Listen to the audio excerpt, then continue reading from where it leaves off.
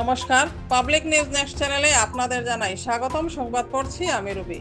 পশ্চিম ধলাইয়ের ধুয়ারবন বাজার সংলগ্ন যোগীরবন গ্রামের শিশুপুত্র দেবজিৎ রির হত্যাকাণ্ডের তীব্র নিন্দা জানালো কংগ্রেস দল।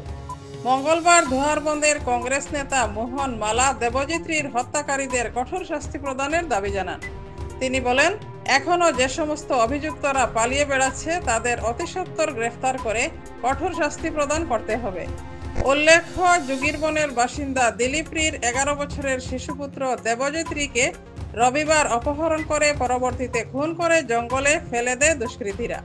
সোমবার রাতে গভীর জঙ্গল থেকে দেবজিৎ রির মৃতদেহ উদ্ধার করে ধুয়ারবন পুলিশ। ঘটনাটি নিয়ে কি বলেন কংগ্রেস নেতা মোহন মালা, তা এক পলকে দেখে নেই পাবলিক নিউজ নেক্সট চ্যানেলের ক্যামেরায়। আমি ধুয়ারবন যোগীরবন্দে যে একটা ঘটনা ঘটেছে, 10 তারিখ রবিবার দিন সকালে একটা বাচ্চা মিসিং হয়। মিসিংটা পরে পাওয়া যায় গতকাল রাত্রে মৃত অবস্থায়। তাই আমি ধুয়ারবন জিপির কংগ্রেস ওয়ার্কিং কমিটির পক্ষ থেকে, আইএমটিসির পক্ষ থেকে ধিক্কার জানাই এবং থানা মহোদয়ের কাছে চ্যানেল মারফতে অনুরোধ করি যাহাতে উপযুক্ত তদন্ত অনুযায়ী যে কালপিট আছে তাদেরকে উচিত শিক্ষা দেওয়া হোক।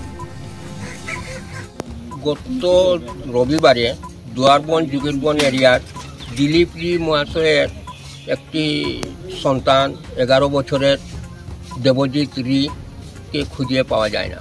তারপরে অনেক তদন্ত খোঁজাখুঁজি করে বিনোদনগরের নিকটবর্তী স্থানে ওর মৃতদেহ পাওয়া যায়।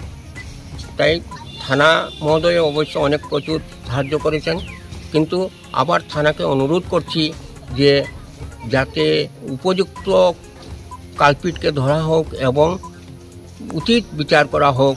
আমি আইএমটিসি ধুয়ারবন কংগ্রেস কর্মী ওয়ার্কিং প্রেসিডেন্ট হিসাবে আমি আবার থানা কর্তৃপক্ষকে অনুরোধ করছি যাতে ইহার সুবিচার পায় ওর বাবা মা দিলীপি ওর মা দিলীপি এবং সন্তানের মা দেবজিতের মা। এই বলে আমার বক্তব্যটা শেষ করছি।